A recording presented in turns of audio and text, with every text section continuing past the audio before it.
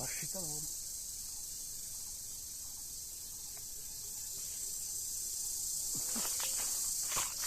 연포.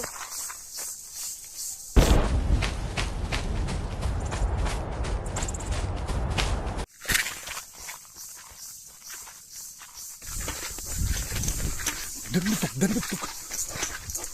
Anh là một cặp mũ, anh là một.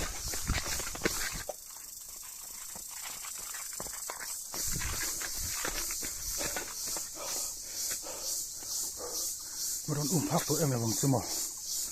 Và trên về các một khu ta mà đón đó là một cái tia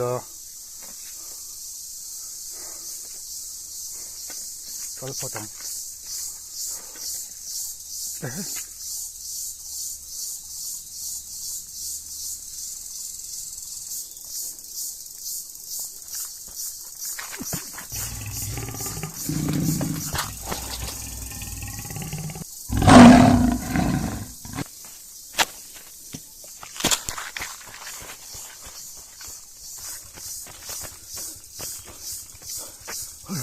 Thôi.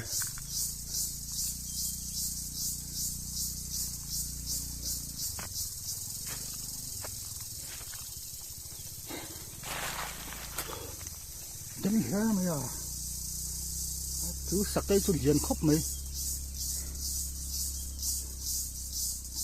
Hay à, các bạn lão mấy tặc cặp phút chiang lá mày, có xì lại cái gì, các bốc xí rồi. Có về vun phát liền về thú trong con tụi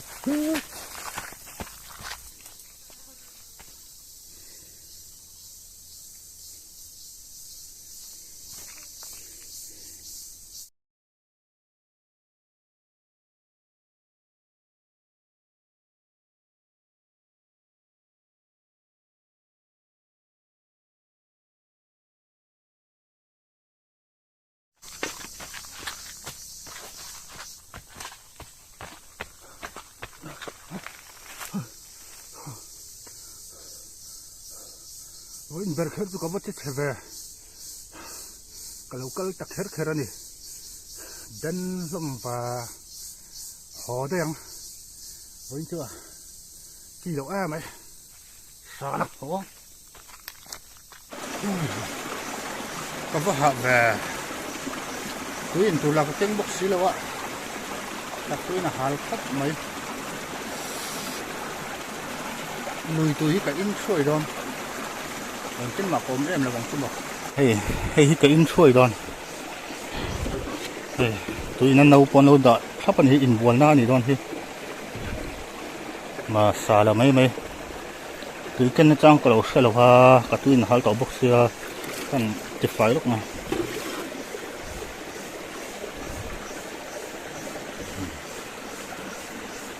rồi chiang hiếm sớm tục đâu cái in xuôi đòn lỡ ăn đâu.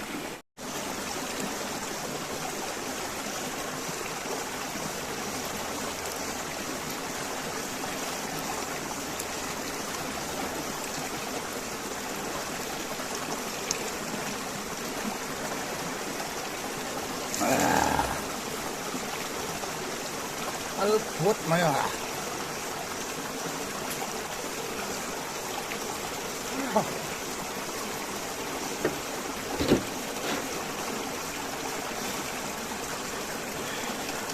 tính mà cũng lâu tu ra ngay hả nó phải hầu lệ vâng không thế này là mấy